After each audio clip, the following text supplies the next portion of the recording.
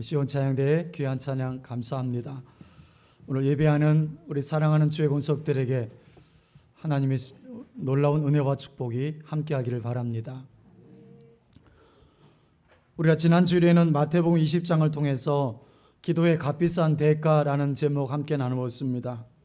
주님 그 사건을 통해서 기도의 자세와 목적에 대해서 세 가지 중요한 교훈을 주셨습니다. 첫째는 기도는 규칙을 준수하는 것이 아니라 주님과의 관계이다. 둘째는 기도는 주문하는 것이 아니라 주문을 받아들이는 것이다. 셋째, 기도는 받는 것이 아니라 주는 것이다 라는 것이었습니다. 오늘은 기도와 고난이라고 하는 말씀 함께 나누겠습니다. 우리는 지금까지 응답받지 못한 기도의 여러 가지 신뢰들을 나누었습니다. 주님께서 응답하지 않았던 기도에 대해서 나누면서 주께서 응답하지 않으시는 이유를 우리가 알 수 있었죠. 형의 처사에 대해서 불만을 품고 예수를 찾아왔던 사람은 탐심의 기도를 드렸고, 야고보와 요한 그의 어머니 살로메는 이기적인 기도를 주께 드렸습니다. 그러나 오늘 바울이 병고침을 위해 기도했을 때처럼 주께서 왜 그 기도의 요구를 거절하셨을까 잘 이해가 안 되는 기도도 사실은 있습니다. 이에 대해서 오늘 고린도후서 12장에서 함께 살펴보겠습니다. 사도 바울이 세운 교회 중에 아마 가장 문제 많은 교회가 고린도 교회였을 거예요. 고린도 교회는 분쟁이 있었고 근친 상간과 같은 도덕적인 타락의 문제가 있었고, 또 성도 간의 소송의 문제, 그리고 예배, 유상숭배와 제사 음식 문제, 이런 다양한 문제들이 고린도 교회 안에 있었습니다. 또한 고린도 교인들은 매우 교만했던 것 같아요. 그래서 바울의 사도적 권위까지 도전하게 됐습니다. 그래서 바울은 자기를 사도로 부르신 몇 가지 이유를 댈 필요가 있었겠죠. 이를 위해서 바울은 자신의 배경, 출생적 배경 또는 교육적 배경도 설명을 하고, 그가 복음 전하면서 겪었던 고난의 스토리도 이야기했습니다. 심지어 바울은 어떻게 자신에게는 하늘의 영광까지 볼 수 있는 기회가 주어졌는지도 이야기하게 됩니다. 그런데 바울이 그런 특별한 영광을 누렸기 때문에 하나님께서는 그가 자만하지 않게 하기 위해서 육체의 가시를 허락하셨다고 말씀을 합니다. 바울은 이 사실을 말하면서 3인칭을 쓰는 것을 보게 돼요. 내가 한 사람을 알고 있다. 그는 14년 전에 셋째 하늘에 이끌려 간 자다. 자신을 최대한 드러내지 않으려고 하는 바울의 자세입니다. 또 표현도 반어법을 쓰고 있음을 보게 돼요. 난 하늘에 올라갔었던 사실에 대해 능히 자랑할 수도 있었다. 그러나 나는 14년 동안 거기에 대해서 침묵했다. 또한 내가 받았던 특별한 계시들을 자랑할 수 있었다. 그러나 도리어 나는 나의 약한 것들을 자랑하려 한다. 바울은 자신의 육체적 고통이 낫도록 주께 3번씩이나 간구를 드렸습니다. 그렇지만 바울이 기도한 대로 응답되진 않았어요. 아마 바울의 기도는 진지함과 간절함이 담긴 절박한 기도였을 거예요. 오늘 우리 시대의 기도의 문제 중 하나는 진지함과 간절함이 담긴 절박한 기도가 사라지고 있다는 점이에요. 하나님께 절박한 심정으로 매달리며 드리는 간절한 호소를 요즘 시대는 잘 듣기가 어렵습니다. 이에 대해서 김남준 목사님은 이렇게 말을 합니다. 마음을 쏟아붓지 않는 중얼거림, 기도하는 자신의 마음속에도 다가오지 않는 의미 없는 말의 나열들, 하나님의 면전에 엎드려 의식적으로 문장을 낭독하는 것 같은 아름다운 이야기들, 남이 자신의 기도에 귀를 기울여 주리라는 의식 속에서 늘어놓는 외식적인 기도, 간절함이 없는 형식에 매인 기도, 이 같은 기도에 진지함이 없는 기도, 이 모든 것은 단지 중언본하는 기도의 다름이 아니다. 기도에서 이런 진지함과 절박한 기도가 왜 중요할까요? 이 같은 간절한 진지함이 능력 있는 기도의 근본이기 때문입니다. 여러분, 성경을 통해서 보면 진지함과 간절함이 없는 기도는 하늘 보좌에 올라가질 않아요. 그러나 바울은 이런 간절한 진지함의 기도를 주께 3번씩 올려드렸습니다. 주께서 겟세마네 동산에서 3번 기도하신 것처럼 바울도 3번 기도했다는 사실은 매우 흥미롭죠. 그러나 그의 기도는 응답되지 않았어요.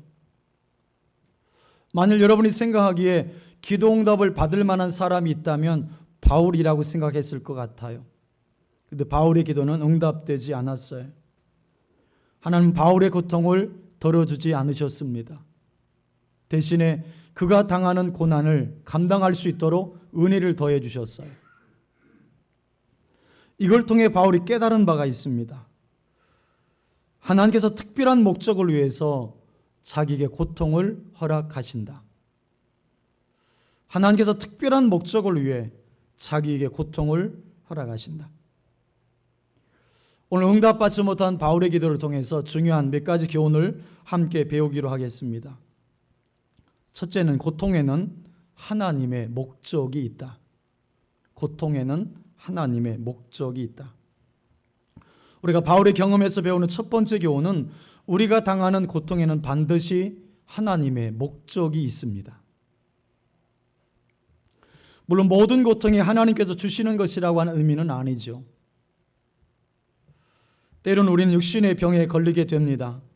우리가 도덕적으로 거룩하게 살지 않아서 병에 걸릴 수도 있고, 음식을 잘못 섭취해서 병에 걸릴 수도 있어요. 때로는 흡연이나 음주 같은 습관들은 우리 신체에 해를 끼치죠. 여러분 어떻습니까? 우리는 심각한 병에 걸리기 전에는 자신의 잘못된 습관을 개선하려고 노력하지 않는다는 거죠. 병에 걸리고 나서야 하나님께 이렇게 부르짖는 거죠. 하나님, 다시는 그렇게 하지 않겠습니다. 지독한 골초였던 코미디언 이주일 씨가 2002년에 별세하기 전에 자신이 폐암 투병 중에 금연 광고에 출연해서 많은 이들로 하여금 금연하게 만든 일이 화제가 됐던 적이 있었어요. 그의 인터뷰 기사도 당시 화제가 됐었죠. 한때는 나도 담배를 자주 피웠던 골초였습니다. 지금 생각만 해도 내가 저 때는 왜 저랬는지 후회가 사무칩니다. 이 말 기억하실 것입니다. 담배 맛있습니까? 그거 독약입니다. 저도 하루에 2갑씩 피웠습니다. 사람들은 심각한 병에 걸리기 전에는 자신의 잘못된 습관들을 개선하려고 노력하지 않는다는 거죠. 아마 이주일 씨도 자신이 폐암 진단을 받고 고통의 시간을 보내면서 아마 그것을 깨달았을 것 같아요. 그러나 우리는 일단 고통에서 벗어나게 되면 우리는 그 즉시 일생활로 돌아가려고 하는 이 악한 마음도 우리 안에 있습니다. 그리스도인 스스로 시련을 자초할 때 이것은 얼마나 안타까운 일인지요. 그렇지만 우리는 하나님께서 때때로 우리 자신의 죄와 상관없이 고통을 허락하실 때가 있다는 것입니다. 오늘 바울의 경우가 그렇습니다. 바울의 고통이 어떤 것이었는지는 잘 모르겠습니다. 성경에서 침묵하고 있기 때문이죠.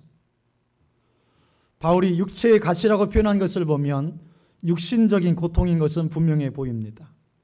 그래서 7절에 보면 내 육체의 가시고 사단의 사자를 주셨으니 라는 표현을 한 것입니다. 하나님께서 고통을 허락하실 때는 어떤 분명한 목적을 갖고 계시다는 것입니다.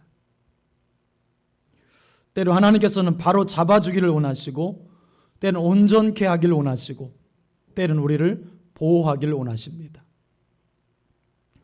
히브리서 12장은 하나님께서 왜 때때로 우리를 바로 잡아주셔야 되는지에 대해서 아주 쉽게 설명을 합니다. 우리가 죄를 지을 때 하나님께서는 사랑하는 아버지이시기 때문에 우리를 징계하실 수밖에 없습니다. 히브리서 12장에 보면 징계에 대해서 이렇게 말씀을 하죠. 히브리서 12장 6절에 보면 주께서 그 사랑하시는 자를 징계하시고 사랑하시는 자를 징계하시고 그가 받아들이시는 아들마다 책찍질 하심이라. 징벌을 받는 것이 즐거운 것일 수는 없어요. 하지만 징벌은 아이들에게 그가 마땅히 어떻게 행할지를 알게 한다는 것이죠. 그리고 하나님은 우리를 거룩함 가운데 온전케 하시려는 더 높으신 목적을 갖고 징계하실 수도 있습니다. 히브리 12장 10절에 보면 그들은 잠시 자기의 뜻대로 우리를 징계하였거니와 오직 하나님은 우리의 유익을 위하여 그의 거룩하심에 참여하게 하시느니라. 하나님께서는 우리가 온전하길 원하신다는 거예요. 그래서 그분은 우리를 단련하기 위해서 고통의 터널을 통과하게 하신다는 것입니다. 그 과정을 통해서 우리 안에 남아있는 죄의 습성들, 그 죄의 찌꺼기들을 제거하신다는 거예요. 때로 고통은 우리를 보호하기도 합니다. 바울은 하나님께서 하늘의 영광을 보여주는 그 놀라운 신비로운 체험을 하게 돼요. 너무 자만하지 않도록 하기 위해서 하나님은 그에게 육체의 가시를 허락하셨습니다. 교만은 무서운 죄예요. 교만은 가장 아름다운 천사장이었던 계명성을 사단으로 타락시킨 죄이기도 합니다. 성공과 영적인 축복은 때에 따라 큰 위험이 있어요. 우리가 받은 축복을 당연하게 여기기 시작할 때부터 우리 영적으로 무뎌지기 시작하는 거예요.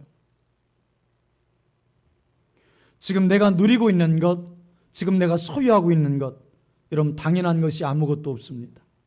모두 은혜예요. 하나님이 은혜로 주신 것들을, 은혜로 이루신 것들을 마치 내가 한 것인 양 자랑할 수 있습니다. 여러분 성경의 인물 중에서 바울만큼 자랑거리가 많은 인물이 있을까 싶어요. 바울은 자랑할 것이 참 많은 인물이에요. 빌립보서 3장을 보면 그런 정통 히브리인이었고 율법의 의로는 흠이 없는 사람이라고 말을 했어요. 가말리엘 문화생으로서 지금으로 말하면 하버드 법대 출신이에요. 또 고린도서를 보면 그런 상당한 수준의 영적 은사들을 가지고 있어요. 방언뿐만 아니라 방언 통변의 은사도 가지고 있는 것처럼 보여요. 그는 또한 신유의 은사도 갖고 있어요. 그가 쓴 선교 역사는 어떻습니까? 소아시아와 유럽의 수많은 교회들이 바울을 통해 세워져요. 또 오늘 본문을 통해서 보면 그는 하나님과 천사들이 머문다는 셋째 하늘 낙원에 다녀온 자예요. 그러나 그는 누구 앞에서도 허접한 자랑을 늘어놓지 않아요. 그의 자랑이 바뀌었어요. 그의 자랑은 오직 하나입니다. 본문 9절에 보면 나의 여러 약한 것들에 대하여 자랑하리니 이는 그리스도의 능력이 내게 머물게 하려 함이라. 나의 여러 약한 것들에 대하여 자랑한다. 무엇 때문일까요? 어떻게 이런 것이 될 수 있었을까요? 하나님의 고통을 통한 보호하심, 그것 때문이었어요. 육체의 가시가 은혜였다. 그럼 우리가 고통당하게 되었을 때에 어떻게 하면 이 고통에서 벗어날 수 있을까? 이것을 묻기보다는 이 고통 속에서 내가 찾아야 될 의미가 무엇일까? 이 고통을 통해서 하나님이 내게 이루고자 하시는 것은 무엇일까? 여러분 묻고 찾고 그리고 무엇보다 하나님께서 그 거룩한 목적을 내 안에서 이룰 수 있도록 내 자신을 내어드릴 수 있어야 합니다. 이렇게 정리해 볼 수 있겠습니다. 지금 나에게는 이 고통이 나를 보호하기 위한 하나님의 안전장치일 수 있다. 우리가 지금은 다 깨닫지 못할지라도 지금 나에게 주어진 이 고통이 나를 보호하기 위한 하나님의 안전장치일 수 있다. 두 번째는 축복은 멍에와 함께 온다. 축복은 멍에와 함께 온다. 응답받지 못한 바울의 기도를 통해 배울 수 있는 두 번째 교훈은 뭐냐면 축복이 멍에와 함께 온다는 사실이에요. 우리의 기도를 들으신 하나님께서는 완전한 조화 속에서 온 우주 만물을 다스리고 계세요. 그분은 계절의 조화를 아시고 낮과 밤의 조화를 알고 계십니다. 마찬가지로 하나님께서는 축복과 멍에가 그리고 비전과 실현이 어떻게 조화를 이루고 함께 하는지를 알고 계세요. 하나님께서 바울을 하늘로 이끌어 가셔서 영광스러운 장면을 보게 하셨고 귀한 말들을 듣게 하셨어요. 만일 우리가 그런 경험을 했더라면 아마 돌아와서 기자회견을 했겠죠. 그렇지 않으면 책을 쓰거나 CD를 만들어서 많은 사람들에게 배포했을 가능성도 있어요. 아마 적어도 간증 집회는 열었겠죠. 아무튼 누구에게든지 그 영광스러운 경험을 늘어놓고 싶어서 아마 견딜 수가 없을 거예요. 펄시 콜레 박사는 자신이 천국에 갔다 왔다고 하면서 내가 본 천국이라고 하는 책을 내지 않으셨습니까? 신성종 목사님도 내가 본 지옥과 천국이라고 하는 책을 내놓으셨어요. 지금도 천국과 지옥을 갔다 왔다는 사람들이 다니면서 간증을 하고 있잖아요. 뭐 본인이 갔다 왔다는데 누가 뭐라고 하겠어요? 하지만 우리는 성경이 말하는 만큼만 믿고 가면 돼요. 그들이 말하기 때문에 천국이 있는 건 아닙니다. 그들이 말하기 때문에 지옥이 있는 건 아니에요. 여러분, 성경 이상을 알려고 하면 미혹에 걸려요. 바울은 그렇게 하지 않습니다. 그는 경이로운 사건에 대해서 아무에게도 말한 적이 없어요. 바울은 그 경험 때문에 무려 지금 14년 동안이나 육체의 가시의 고통을 겪고 있는 거예요. 본문 2절에 나오는 14년은 계산해 보면 이런 거예요. 고린도서의 기록 시기가 AD 55년에서 56년으로 잡는데 역으로 넘어가면 이 시기는 AD 41년에서 42년경인 것을 알 수 있어요. 이때 바울이 어디 있었냐면 바울이 회심을 경험한 이후에 다소에 있었을 때, 고향 다소에 있을 때 이 시기이기도 해요. 또 하나의 가능성은 안디옥 교회에서 1년간 사역할 때 그때 바울이 하나님께서 주시는 신비로운 체험을 했던 것 같아요. 그 체험 후에 바울은 무려 14년 동안이나 고통을 겪고 있는 거죠. 하지만 여전히 그 누구에게도 자기가 왜 고통을 받고 있는지 설명하지 않았어요. 당시 바울을 대적했던 사람들이 그에 대해서 어떻게 말했을지 예측해 볼 수 있어요. 바울이 전하는 복음의 현장에 바울을 대적하는 대적자들도 상당수가 있었잖아요. 아마 그들은 이렇게 말했을 가능성이 높아요. 여러분, 바울이 고통당하는 모습을 당신들도 똑똑히 보았죠. 만약 그가 신실한 그리스도인이라면 어떻게 그렇게 고통당한단 말입니까? 도대체 왜 그러한 고통을 당하는지 이해할 수가 없어요.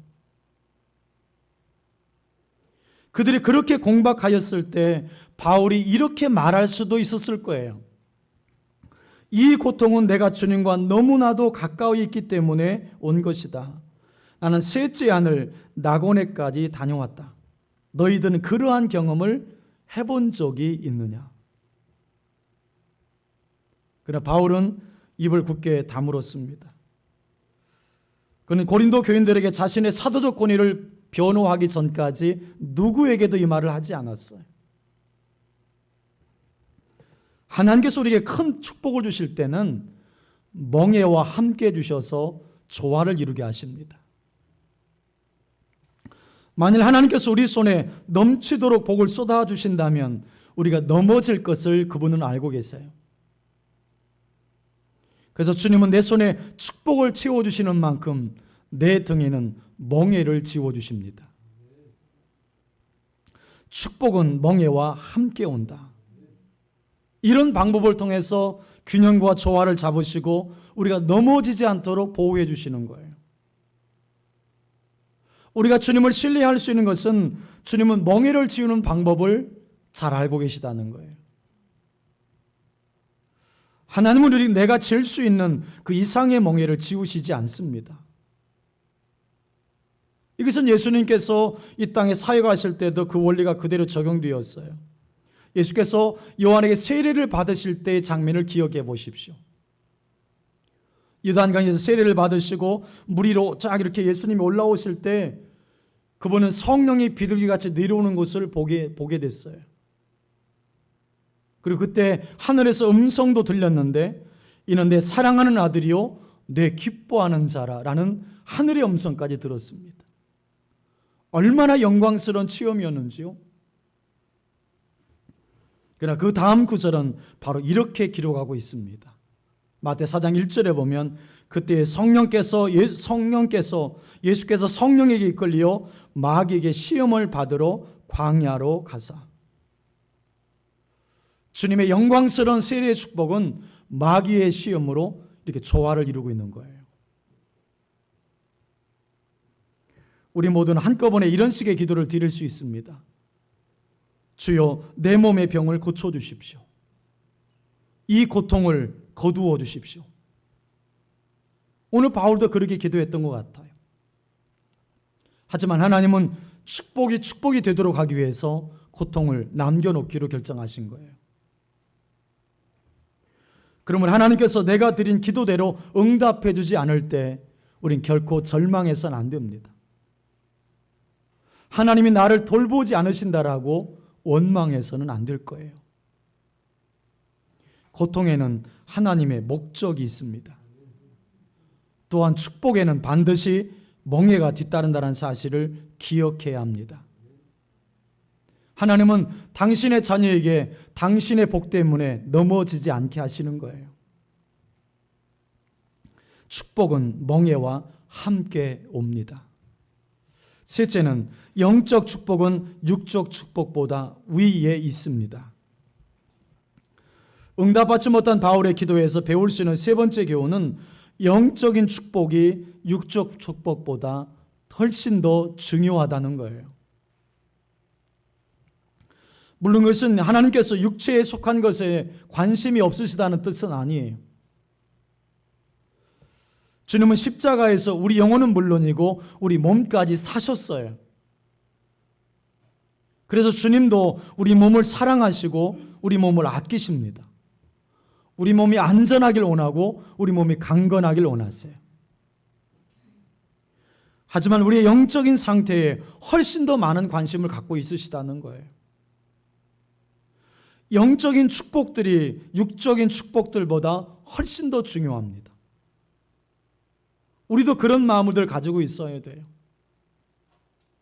우리의 우선적 관심은 자신의 육체적 안일과 행복에 있어서는 안 될 거예요. 우리의 우선적 관심은 영혼의 축복과 영혼의 강건함에 있어야 될 거예요. 로마서 8장 7절 이하 10절에 보면 육신의 생각은 하나님과 원수가 되나니 이는 하나님의 법에 굴복하지 아니할 뿐 아니라 할 수도 없습니다. 육신에 있는 자들은 하나님을 기쁘시게 할 수 없느니라. 만일 너희 속에 하나님의 영이 거하시면 너희가 육신에 있지 아니하고 영에 있나니 누구든지 그리스도의 영이 없으면 그리스도의 사람이 아니라. 또 그리스도께서 너희 안에 계시면 몸은 죄로 말미암아 죽은 것이나 영은 의로 말미암아 살아있는 것이니라. 육신에 있는 자는 하나님을 기쁘시게 할 수 없다. 기도로 살아간다, 기도 없이 산다. 그 차이가 뭘 것 같으십니까? 기도로 살아간다, 기도 없이 산다. 그 차이가 뭘 것 같으세요? 여러분, 관심이 어디 있느냐에 따라 이게 나뉘는 거예요. 여러분의 관심이 주님에게 머물러 있느냐, 여러분의 관심이 세상에 머물러 있느냐의 차이인 거예요. 여러분의 관심이 육신에 머물러 있으면 머물러 있을수록 기도는 안 하게 돼요. 기도의 필요성도 별로 느끼질 못하는 거예요. 그러나 여러분의 관심이 주님에게 머물러 있다면 기도를 멈출 수가 없어요. 여러분의 관심이 여러분의 영혼에 머물러 있으면 기도를 쉴 수가 없는 거예요. 혹시 여러분의 기도가 갈수록 짧아지진 않으십니까? 기도 시간이 짧아지고 계신가요? 그 이유가 뭔지 김남준 목사님은 이렇게 지적을 합니다. 날이 갈수록 줄어들어서 우리 생활의 한 구석으로 밀려나 버린 기도 시간, 이것은 바로 우리의 마음에서 한 구석으로 밀쳐진 하나님을 가리키는 것이 아니고 무엇이겠습니까? 우리의 기쁨이며 자랑이신 예수 그리스도, 그분의 공생애를 보십시오. 주님의 생애는 액체의 생애였습니다. 땀의 생애였습니다. 눈물의 생애였습니다. 피의 생애였습니다. 특별히 그의 지상생애는 땀과 눈물로 얼룩진 기도의 생애였습니다. 그분은 하나님의 아들이셨습니다. 그럼에도 불구하고 주님은 아버지의 뜻을 이루기 위해 오랜 시간을 간절한 기도와 간구로 하나님께 드렸습니다. 자, 주님의 생애는 액체의 생애였다. 땀의 생애, 눈물의 생애, 피의 생애였다. 우리 주님이 그러셨다면 연약한 우리들은 얼마나 그럴 필요가 있을까요? 물론 하나님께서 우리를 치료하실 수 있고 또 그렇게 해주십니다. 하지만 하나님께서는 치료나 그 밖에 육적의 축복을 우리가 구할 때 응답하지 않으실 수도 있다는 거예요. 이유는 그로 인해서 우리가 더욱 큰 영적인 축복을 놓칠 수 있기 때문이라는 것입니다. 얼마 전에 극동방송을 듣는데 어느 집사님의 사연이 소개가 됐어요. 이 집사님은 하시던 사업이 부도가 났대요. 하시던 사업이 부도가 났고 몸에는 암이라고 하는 병이 찾아온 거예요. 그런데 그분의 사연은, 그분의 편지는 이런 식의 내용이었습니다. 하나님께서는 오랜 시간 기도했음에도 불구하고 나의 병을 치료해 주지 않으셨습니다. 하지만 내게 더욱 큰 일을 행하셨습니다. 주님은 그 고통을 통해 나에게 영적인 축복들을 내려주고 계십니다. 바울이 고통에서 벗어나기 위해 3번 기도했을 때 주께서 이렇게 응답하셨죠. 9절에 보시면 나에게 이르시기를 내 은혜가 내게 족하도다. 내 은혜가 내게 족하도다. 이는 내 능력이 약한 데서 온전하여 짐이라 하신지라. 바울은 자신의 고통의 의미를 깨닫기를 시작하고 있는 거예요. 고통의 의미를 깨닫기 시작하는 거예요. 지금 내게 있는 고통은 고통을 통해서 하나님이 내 안에서 일하고 계시는구나. 고통을 통해 하나님이 내 안에서 일하고 있구나라는 사실을 깨달은 거예요. 그래서 바울이 자신의 약함을 기뻐하고 자랑합니다. 왜냐하면 자신이 약할 때 하나님의 강하심이 더 드러나기 때문이라는 거예요. 치료보다 내가 변화되기를 원하십니다. 치료보다 내가 성숙해지길 원하시는 거예요. 내가 주님으로 인하여 살길 원하십니다. 내가 약함을 기뻐하고 감사하는 자리까지 가길 원하시는 거예요. 영으로 예배하고 영으로 찬양하고 영혼으로 드리는 기도, 여러분 그것은 치료보다 더 놀라운 은혜 아닐까요? 마지막 4번째는 고통은 사역의 장애가 되지 않는다. 고통은 사역의 장애가 되지 않는다. 그럼 우리가 이러한 멍에를 쥐고 싸우는 동안에 그 고통 때문에 사역에 어떤 방해가 있지 않을까? 성경의 답은 방해가 없다는 거예요. 바울은 그 육체의 가시 때문에 크게 고통을 당했습니다. 그는 치료받지 못했죠. 아마도 사역을 중단할 수도 있었을 것 같아요. 이유도 분명하지 않습니까? 하나님의 일을 하는데 방해되기 때문에. 그런데 바울은 그렇게 하지 않죠. 일단 주님이 자신을 치료하지 않겠다고 결정하셨을 때 그는 더 이상 그 문제에 대해서 기도하지 않아요. 또 그냥 마냥 참는 것도 아니에요. 대신 그는 자신의 문제가 하나님의 영광을 위해서 사용되도록 기도합니다. 지금 우리는 아스피린 시대를 살고 있어요. 너무나 많은 성도들이 고통과 고난을 핑계 삼아서 주님을 섬기기를 피하려고 하고 있습니다. 성도들이 얼마나 자주 가벼운 감기나 몸살을 이유를 대면서 주일 예배에 빠지는지요. 또 얼마나 자주 두통이나 몸이 불편하다는 핑계를 대면서 자신의 봉사 자리를 빠지는지요. 신앙의 본질이 아니라 옵션이기 때문일 것 같아요. 여러분, 신실함의 기본이 뭘까요? 무엇이 신실함의 기본이 될까요?